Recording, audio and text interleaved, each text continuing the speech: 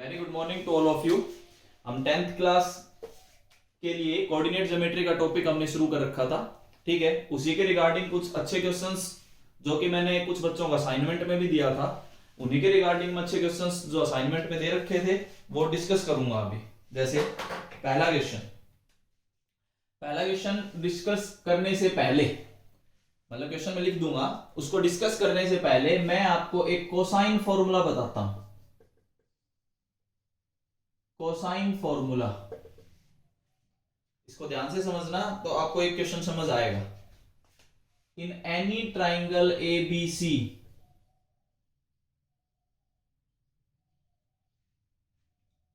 कैसा भी ट्राइंगल हो, इक्विलेटरल हो, स्केलन हो, आइसोसेलेस हो, राइट एंगल हो, in any triangle A B C, जैसे इसके कोऑर्डिनेट्स, अगर कोऑर्डिनेट ज्योमेट्री की बात करूं तो मैंने कोऑर्डिनेट्स के हिसाब से बात कर ली।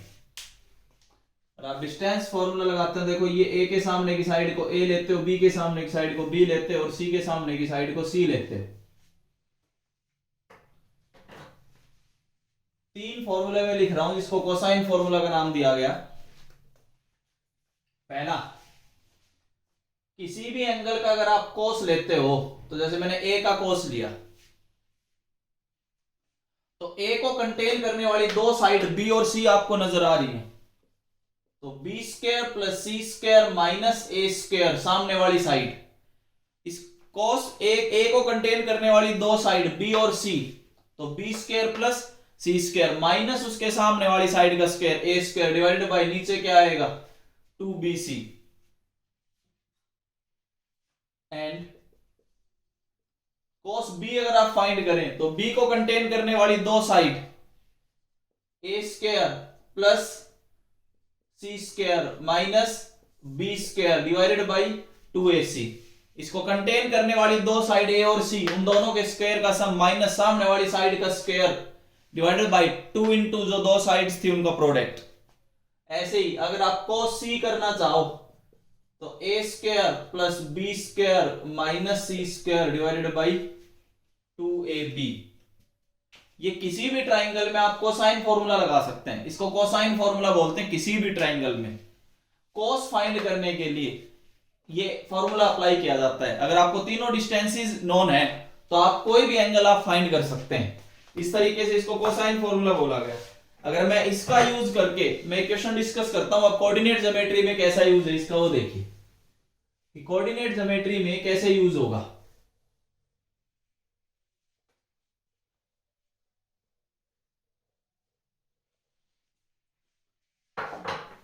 एक क्वेश्चन लिख रहा हूं, उसको डिस्कस करते हैं। If O is the origin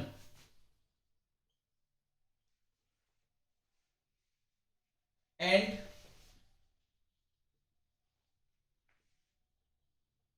the coordinates of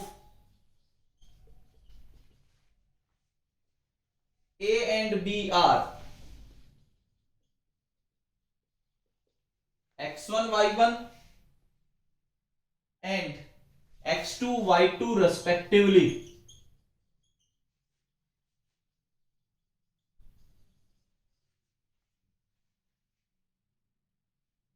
then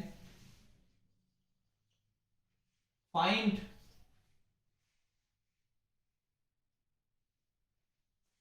the value of OA into OB into cos of, angle use किया AOB, ये फाइंड करके दिखाना था कि क्या है। अब इसको आप समझते चलेंगे। सॉल्यूशन, ये O है जिसको ओरिजिन बोला गया, ये A पॉइंट है जिसके कोऑर्डिनेट है x1 y1, ये B पॉइंट है जिसके कोऑर्डिनेट है x2 y2। हमें जो फाइंड करना उसमें दो डिस्टेंस तो हमें ये भी चाहिए OA और OB। एक्चुअल में हमें तीनों डिस्टेंस ही चाहिए। देखिए तीनों डिस्टेंस हम पहले फाइंड करेंगे बाय डिस्टेंस फॉर्मूला, फिर जो वैल्यू फाइंड करनी है उसको देखेंगे। तो बाय डिस्टेंस फॉर्मूला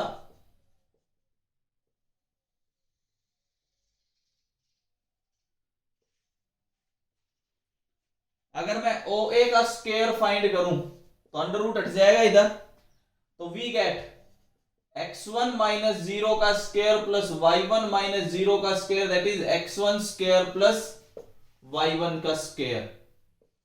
ये आपके पास OA का स्क्वायर आ गया। OB का स्क्वायर जब आप फाइंड करते हो, x2 माइनस जीरो का square plus y2 minus zero का square, that is x2 square plus y2 square. ऐसे जब आप AB का स्क्वायर फाइंड करोगे तो we gate x2 minus x1 का square plus y2 minus y1 का स्क्वायर। डिस्टेंस फॉर्मूला लगाया आपने, तीनों डिस्टेंसेस फाइंड कर ली। अब हम क्या करेंगे, अब कोसाइन फॉर्मूले पे जाएंगे। देखिए कोसाइन फॉर्मूला हम अप्लाई करेंगे। देखो ट्रिग्नोमेट्री का कोसाइन फॉर्मूला और कोऑर्डिनेट ज्योमेट्री को मिक्स करके क्वेश्चन दे दिया। इस एंगल को तो वो यूज कर रहा है, इसको मैं क्या मान लेता हूं, थीटा। एंगल AOB को मैंने थीटा मान लिया। बाय कोसाइन फॉर्मूला, अगर आप कोसाइन फॉर्मूला अप्लाई करें तो जो कोस थीटा होगा, cos theta is equal to contain करने वाली दो side OA square plus OB square minus सामने वाली साइड का square divided by 2 into contain करने वाली दोनों साइड OA इंटू OB। ये होता है कोसाइन फॉर्मूला। अब जो फाइंड करना था उसमें ये इधर दे रखा है, OA into OB into cos theta. इधर क्या बचेगा, OA का स्क्वायर प्लस OB का स्क्वायर माइनस AB का स्क्वायर डिवाइडेड बाई 2। मतलब हमें ये फाइंड करना है। उसने यही तो पूछा है जो LHS आपको नजर आ रहा है, ये एक्चुअल में कोसाइन फॉर्मूला से आया है। अगर मैं इसको सॉल्व करता चलूं, मतलब OA into OB into cos theta is equal to, ये देखिए OA का स्क्वायर ये रहा, x1 का स्क्वायर प्लस y1 का स्क्वायर, OB का स्क्वायर ये रहा, x2 का स्क्वायर प्लस y2 का स्क्वायर माइनस ये रहा, x2 माइनस x1 का square minus y2 minus y1 का स्क्वायर डिवाइडेड बाई 2।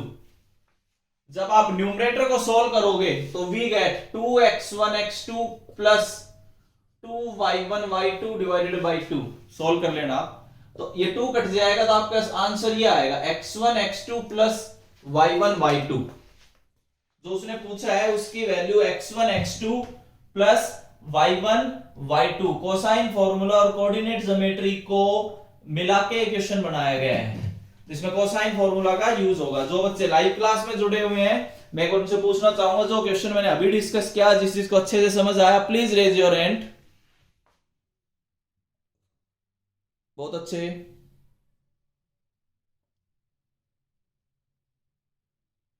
ठीक है, एक क्वेश्चन तो हमने ये डिस्कस किया है, नोट आप करते चलेंगे, थोड़ी देर बाद आपको वीडियो भी मिल जाएगी इस पर। अगला क्वेश्चन देखें।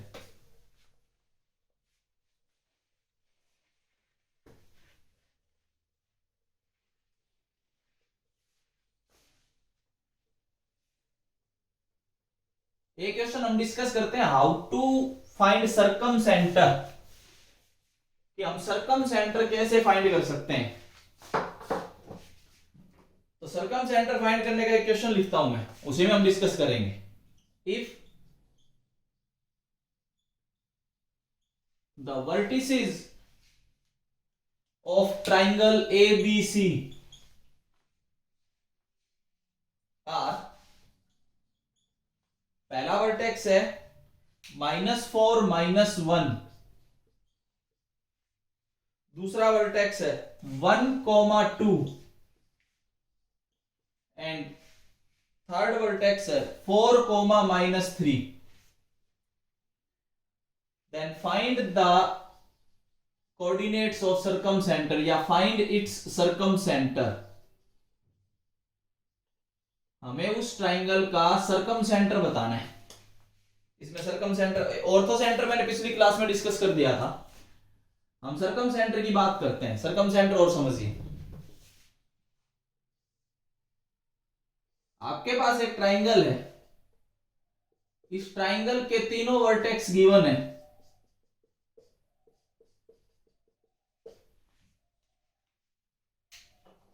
सर्कम सेंटर की डेफिनेशन मैंने आपको बताई थी, अगर याद हो, point of intersection of perpendicular bisectors of triangle.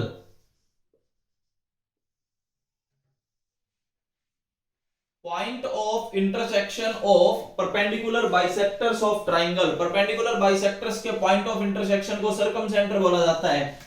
एक परपेंडिकुलर बाइसेक्टर में यहां से ड्रा करता हूं, मतलब 90 डिग्री भी रहेगा और मिड पॉइंट भी रहेगा, ये ध्यान रखना। दूसरा परपेंडिकुलर बाइसेक्टर आप ये ड्रा कर लेते हो, 90 डिग्री भी है, मिड पॉइंट भी है। तो ये जो आएगा ना, ये इस पॉइंट को कुछ भी जैसे सी डैश लिख लिया, C dash is circumcentre. अब ये कैसे फाइंड हो, इसको समझते चलना। देखो सर्कम ऑर्थो सेंटर मैंने पहले बता दिया था, एक सर्कम सेंटर और बता देता हूं आपको। यही दो मेन ऐसे पार्ट हैं जो स्ट्रेट लाइन के कंसेप्ट पे डिपेंड रहते हैं। सबसे पहले हम बीसी की बात करते हैं। बीसी लाइन जो आपको नजर आ रही होगी, बीसी लाइन का एक तो एम जो है वो मिड पॉइंट है। परपेंडिकुलर बाइसेक्टर है तो मिड पॉइंट होगा। यहां से अगर मैं एम के कोऑर्डिनेट्स फाइंड करना चाहूं तो 1 + 4/2, 2 - 3/2, we get 5/2, -½ this is M. अब हम क्या करेंगे, स्लोप और फाइंड करेंगे। स्लोप ऑफ बीसी m1 लिख लेता हूं, y2 - y1 divided by x2 - x1। ये स्लोप आपके पास आई -5/3। इसके बाद हम क्या करेंगे, slope of C dash M, देखो सी डैश एम आपको लाइन नजर आ रही होगी, m2, ये परपेंडिकुलर है तो ये कंडीशन को सेटिस्फाई करेगा। तो यहां से आप m2 फाइंड करते हो तो आपके पास आगे 3/5। स्लोप आपको पता है, पॉइंट आपको पता है, हम क्या फाइंड करना चाहते हैं, equation of C dash M. C dash M की equation y - y1 = m2 × x - x1। Point हमें पता है, इसके कोऑर्डिनेट हम निकाल चुके हैं। ये आपके पास आएगा y + ½ = 3/5 × x - 5/2। इसको हम थोड़ा सॉल्व करते हैं, देखिए।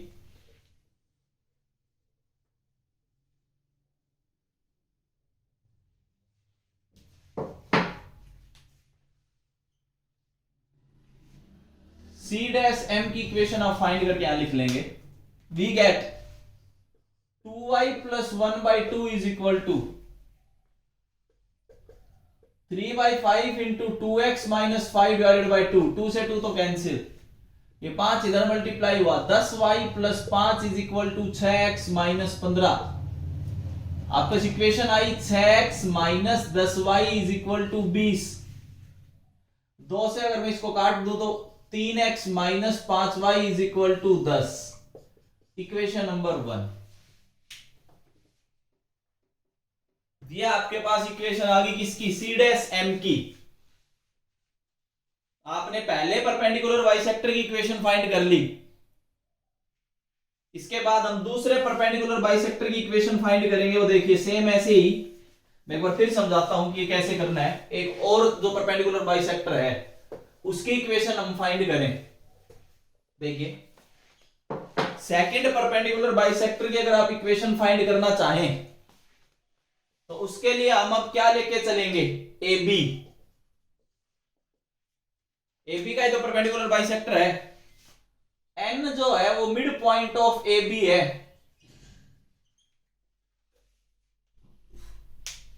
अगर मैं मिड पॉइंट फॉर्मूला लगाऊं तो एन के कोऑर्डिनेट्स आ जाएंगे -4 + 1 / 2, 2 - 1 / 2। x1 plus x2 by 2, y1 plus y2 by 2, we get n is equal to -3 by 2 comma half. ये आपके पास n के कोऑर्डिनेट्स हैं। इसके बाद हम क्या करेंगे, हम फाइंड करेंगे slope of A B. m3 में इसको लिख रहा हूं, y2 minus y1 divided by x2 minus x1। तो we get m3 is equal to -3 बटे -5, 3/5। अब हम किसकी स्लोप फाइंड करेंगे, दूसरे परपेंडिकुलर बाइसेक्टर की, NC डैश।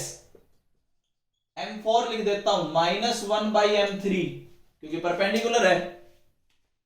तो we get m4 is equal to -5/3। अब हम क्या करेंगे, दूसरे परपेंडिकुलर बाइसेक्टर की इक्वेशन फाइंड करेंगे, किसकी, equation of C dash n। वही same concept, y minus y1 is equal to m4 into x minus x1। अब y माइनस y1 का मतलब माइनस ये हाफ, -5/3 इंटू x प्लस 3/2। ये equation of C dash n आएगी। देखिए, अब equation आने के बाद पहले तो हम इस इक्वेशन को सोल्व करते हैं। सेम वैसे ही जैसे अभी समझाया था। अगर मैं इस इक्वेशन को सोल्व करूं तो we get 2y minus 1 divided by 2 is equal to -5/3 into 2x plus 3 divided by 2। ये 2 से 2 कैंसिल, 3 इधर गया, 6y minus 3 is equal to -10x minus 15। We get 10x plus 6y is equal to -12। 5x plus 3y is equal to -6। Equation number 2। To find C dash,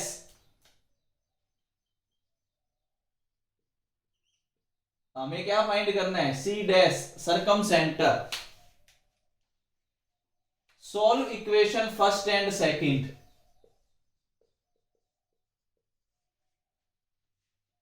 we get x is equal to 0, y is equal to -2। आप रख के देख लो जी। तो this implies जो सर्कमसेंटर है, जिसको आपने C dash लिखा हुआ है, वो 0, -2 इस ट्राइंगल का सर्कमसेंटर है। सर्कमसेंटर निकालने के लिए आपको दो परपेंडिकुलर बाइसेक्टर्स फाइंड करने होंगे, और दो परपेंडिकुलर बाइसेक्टर्स को सोल्व करोगे तब सर्कमसेंटर आएगा। हाँ भी, जो बच्चे लाइव में जुड़े हुए, एक बार मैं पूछना चाहूंगा, जिस बच्चे को सर्कमसेंटर समझ आया अच्छे से, प्लीज रेज योर हैंड।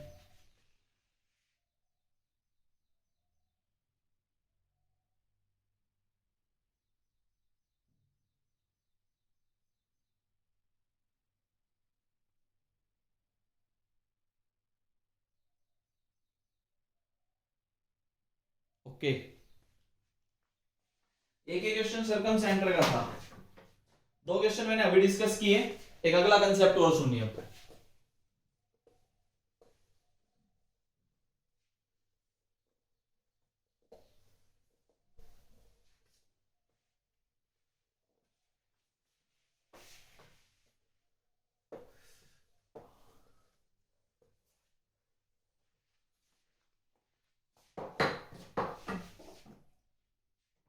एक और क्वेश्चन की हम बात करेंगे।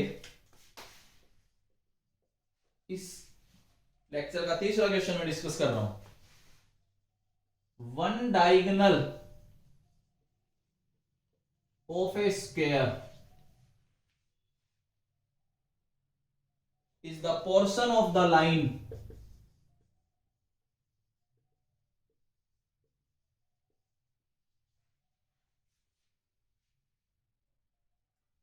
Three x plus 2y is equal to 12 intercepted between the axes।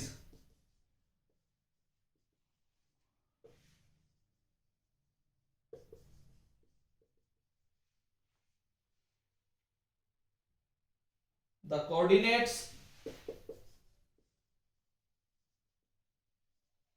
Of other diagonal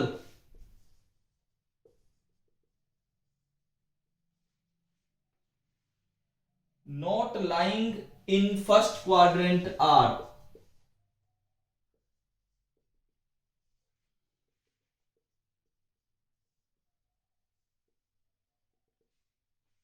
चार ऑप्शन है, मैं ऑप्शन लिख रहा हूं। 1 - 1 दूसरा ऑप्शन, -1 - 1 तीसरा ऑप्शन, -1 1 और चौथा ऑप्शन नन ऑफ दीज। ये क्वेश्चन, एक बार क्वेश्चन को ध्यान से पढ़ लो, नोट कर लो, फिर इसका डिस्कशन करते हैं, क्योंकि मैं क्वेश्चन की स्टेटमेंट को मिटा के ही शुरू करूंगा। सभी बच्चे एक बार इस क्वेश्चन को नोट कर लें फटाफट।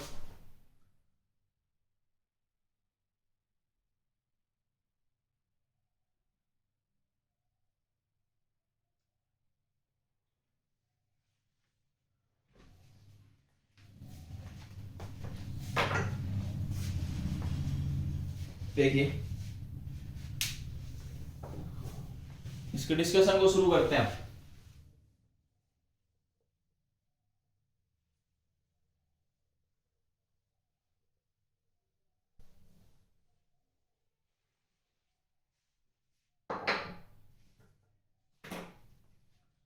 करना कैसे वो सुनिए।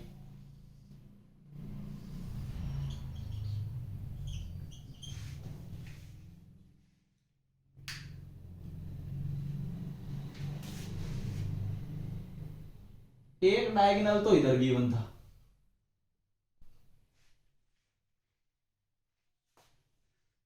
एसी में मान लेता हूं। पहले तो डायग्राम को कंप्लीट कर लेते हैं, फिर एसी के बारे में बात करेंगे।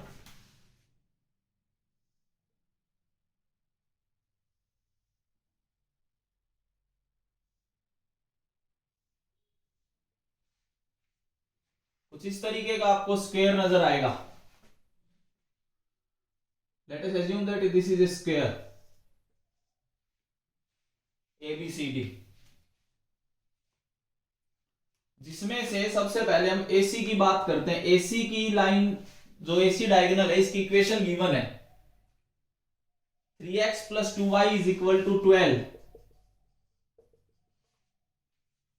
इंटरसेप्टेड बिटवीन द एक्सिस बोला है। मैंने आपको इंटरसेप्ट फॉर्म बताई थी। इंटरसेप्ट फॉर्म के लिए RHS में 1 होता है, तो इसका इसको 12 से डिवाइड करोगे तो वी गेट x/4 + y/6 = 1। तो इसका मतलब ये हुआ कि यहां से आपके पास दो इंटरसेप्ट आते हैं। x इंटरसेप्ट तो है 4 और y इंटरसेप्ट है 6। तो दिस इंप्लाइज, जो डायग्राम में a के कोऑर्डिनेट्स नजर आ रहे हैं वो तो आएंगे 4, 0 और जो C नजर आ रहा है वो आएगा 0, 6। इसके कोऑर्डिनेट्स आए 4, 0, इसके कोऑर्डिनेट्स आए 0, 6। सबसे पहले तो हम यहां तक की बात समझेंगे, नोट जरूर करते चलेंगे। इंटरसेप्ट फॉर्म है x/a + y/b = 1। इंटरसेप्ट फॉर्म के हिसाब से हमने a के और c के AC डायगोनल की इक्वेशन गिवन थी, तो हमने a के और c के कोऑर्डिनेट्स फाइंड कर लिए by the help of intercepts. We get a 4, 0 and c 0, 6। a जो है वो x एक्सिस पे लाई कर रहा है, c जो है वो y एक्सिस पे लाई कर रहा है। आगे सुनना। इसके बाद मैं एक दूसरा डायगोनल भी मिला देता हूं। ये पॉइंट M है,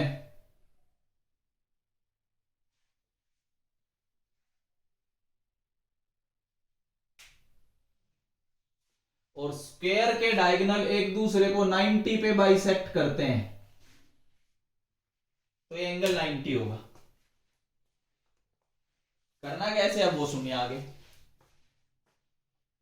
सबसे पहले हम क्या करेंगे, m को फाइंड करेंगे। m is the mid point of AC। AC का मिड पॉइंट है m। तो 4 प्लस 0/2, 6 प्लस 0/2, तो m के कोऑर्डिनेट्स आ गए 2,3।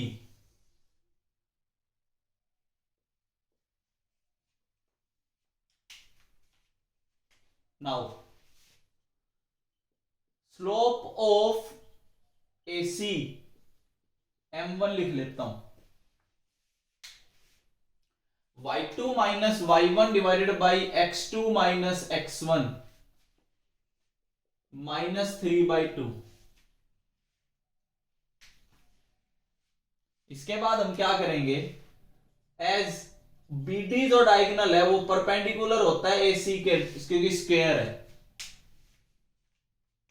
तो इसका मतलब स्लोप ऑफ BD, जिसको m2 लिखते हो, तो -1/m1 that is 2/3।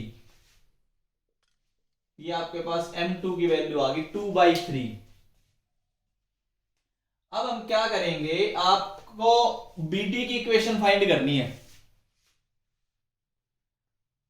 BD line की इक्वेशन फाइंड करेंगे।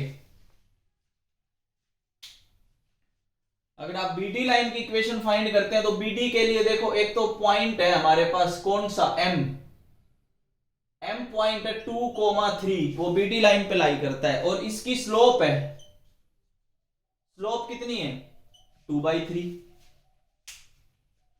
तो आप इक्वेशन लिख सकते हैं, y minus y1 is equal to m into x minus x1। तो y minus 3 is equal to 2/3 into x minus 2। 3y minus 9 is equal to 2x minus 4। 2x minus 3y is equal to -5। Only C option satisfy this equation. अगर आप जो options दिए गए थे आपको चार, उसमें से अगर आप चेक करो तो केवल सी ऑप्शन ऐसा है जो इस इक्वेशन को सेटिस्फाई करेगा। तो इसका मतलब जो सेटिस्फाई करेगा वो इस पे लाई करेगा। तो हम ऑप्शंस के हिसाब से बात करें तो इसके कोऑर्डिनेट आगे -1 1, जो कि सी ऑप्शन। जो बच्चे एक बार लाइव क्लास में जुड़े हुए हैं मैं उनसे पूछना चाहूंगा क्या इस टाइप का क्वेश्चन समझ आया? जिसको समझ आया प्लीज रेज योर हैंड।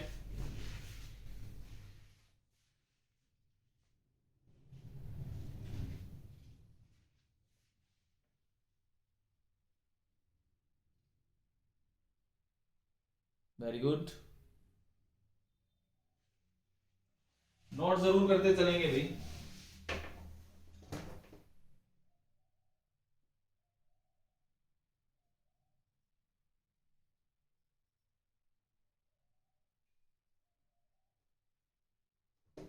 शाबाश, जल्दी।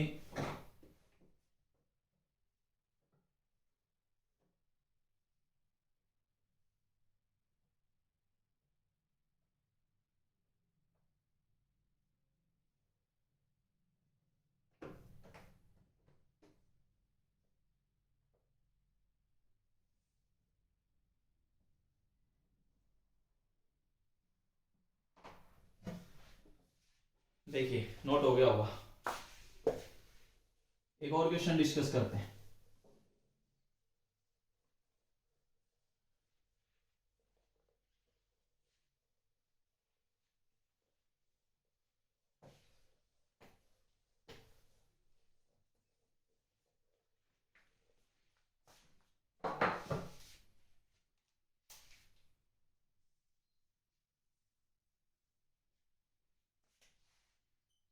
If the area of triangle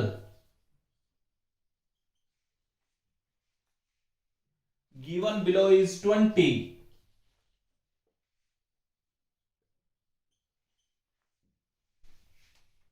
then what are the coordinates of point C?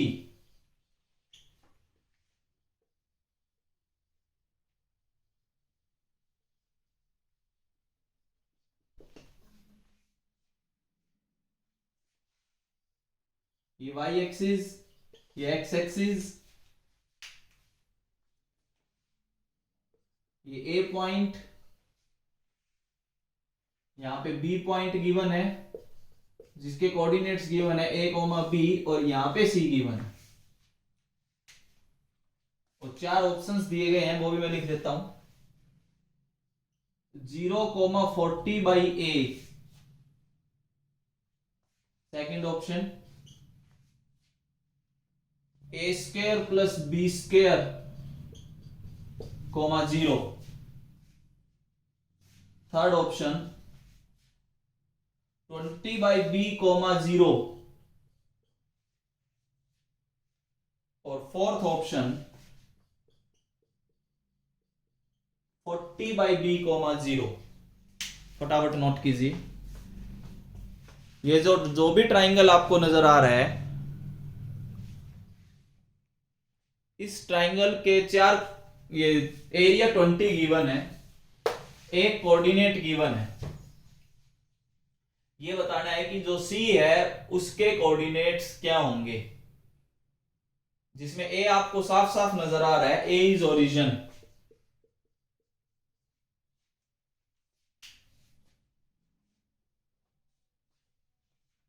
A आपके पास ओरिजिन है।